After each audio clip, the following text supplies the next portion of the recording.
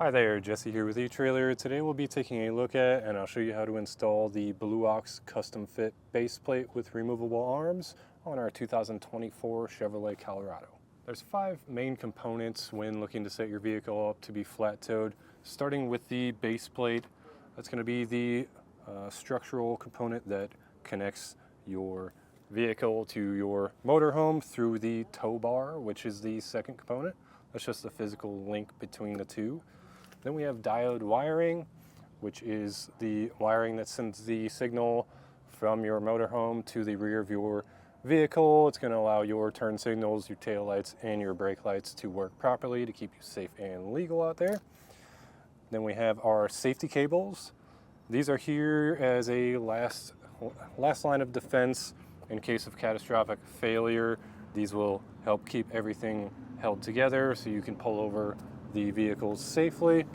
And then we have our braking system that's there to keep you safe out there, help you come to a nice steady stop by allowing the towed vehicle's brakes to help you come to that stop and not just relying on the brakes on your motorhome.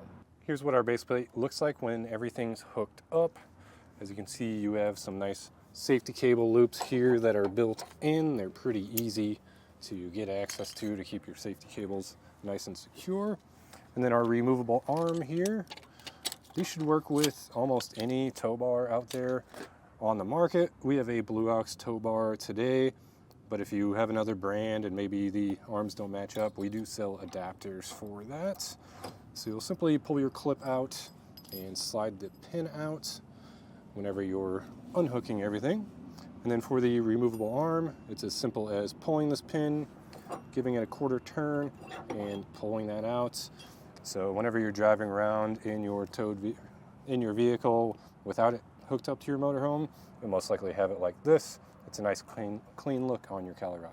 The base plate did come with a bracket for your 6-pole wiring. However, there's not really anywhere on the actual base plate to mount it, so you can kind of get creative with it. As you can see, I went for a stealthy look. It's kind of under the license plate, so you won't really be able to see it at all.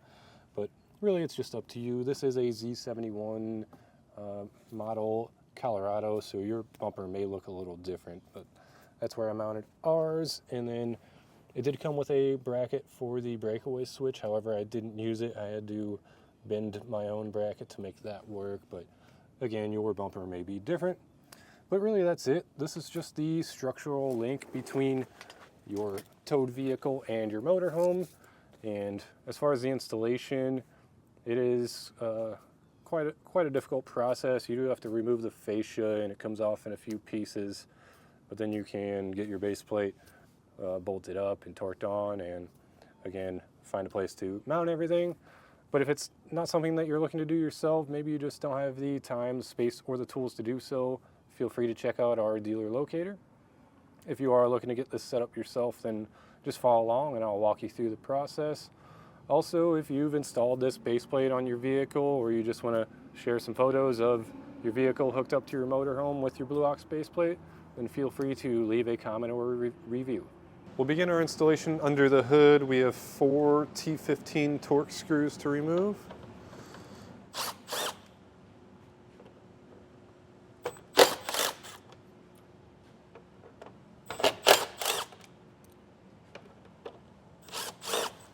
Now from this point on, whatever we do on one side, we'll just repeat that same process on the other side. It should be set up essentially the same way. Here in the wheel well, we have some more T15 screws to remove. Once we get the wheel well to where we can pull it back and kind of get access up behind our fascia here, we're gonna have to pop our fender flare out. This is just held in by clips, so with a little bit of force, you should be able to release those. We're not going to take it all the way off, just enough so we can peel it back and get it out of our way. So it's almost impossible to get a good camera angle on the 2 screws I just removed, but they're holding this piece to your fender here. You'll just kind of have to feel with a 7mm socket and an extension and get them popped out. But we got those, and then now we have some black plastic retainer clips that we'll need to pop out. We'll take a flathead screwdriver, The other one is right about here on the inside, so just get your flathead screwdriver under it. It should pull out. Now we should be able to pop this section out. I shoved some shop rags up on the fender flare just to keep it out of the way, but just work our way around. It's just held in by clips, and they will take a little bit of force. Now we have two T15s to remove.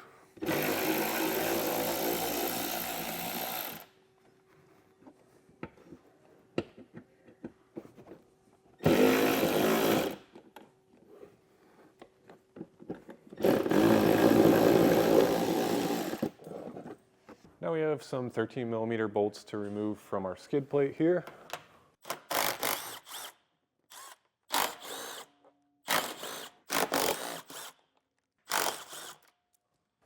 Now we can remove 4 T15s from kind of up tucked in this grill here. There's one on the corner.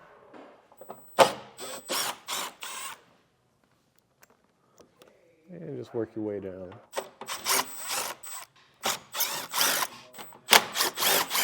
Now we're ready to get this fascia pulled off. It's a good idea to have an extra set of hands. I have my friend Brad here to help me out. We're just going to work from the outside in.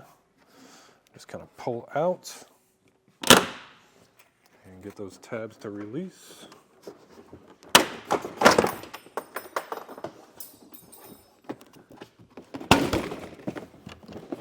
Once you get it popped out, just don't pull it too far. There may be some plugs to unplug. And it looks like over on the passenger side we do have a couple.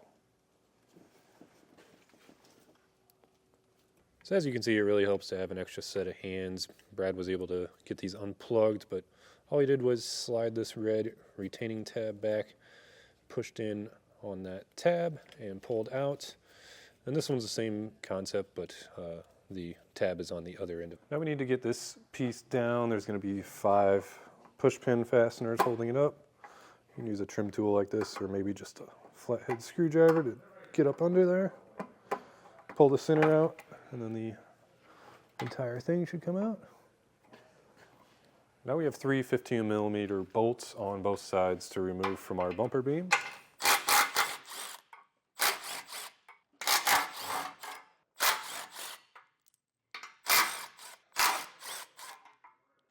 Now we have 1 7mm bolt to remove on both sides. This is holding our shutter system onto our bumper.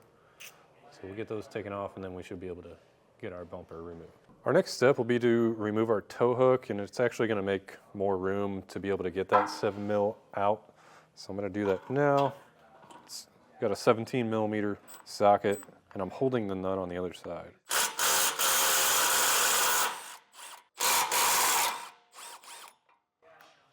And we'll just slide that bolt out and pull the tow hook out. Now we can take our bumper beam, just lift it up, and we'll set it aside. Now we'll take our base plate and make sure your safety cable loop is on the inside. We're just going to slide it back into place here, and then line it up with the holes for the tow hook. And on our front bolt, we'll have a washer on both sides.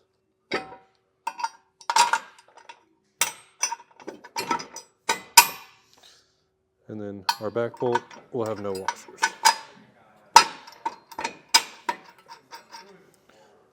We'll get our nuts threaded on, and we're just going to leave it loose for now. One thing we want to do before we lift our bumper into place is to make sure that you're able to get these holes lined up with your base plate. If you're not, you'll have to take those bolts back out, take it down, and then maybe hit a spot with a hammer or grind a piece off. I just had a little piece of a weld that was keeping me from getting into place, so I had to grind it off. But once you do that, you can put it back into place just as we did, but make sure you use some red Loctite on the bolts. Now we'll take our bumper beam and the factory bolts that we removed, try to get everything lined up, and we'll get our bolts started. One thing I do recommend is to get one started on both sides, then apply Loctite to all your bolts and thread them all in, and then you can pull those first two out and apply Loctite to them. Now we can tighten these down, and then after that we'll tighten our back bolts down.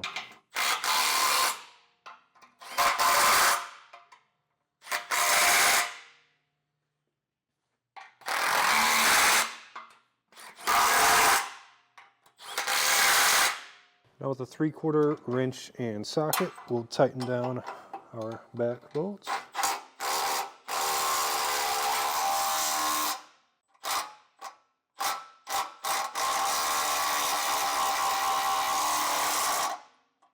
Now we need to torque our hardware down to the specification listed in the instructions.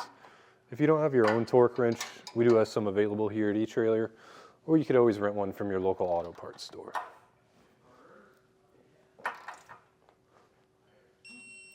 Now we can install our safety cables.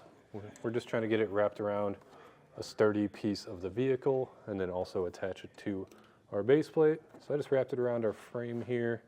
Then we'll take our quick link, put it in our hole there, get both ends of our safety cable through. And then we can get it tightened down. Now we can reinstall our skid plate.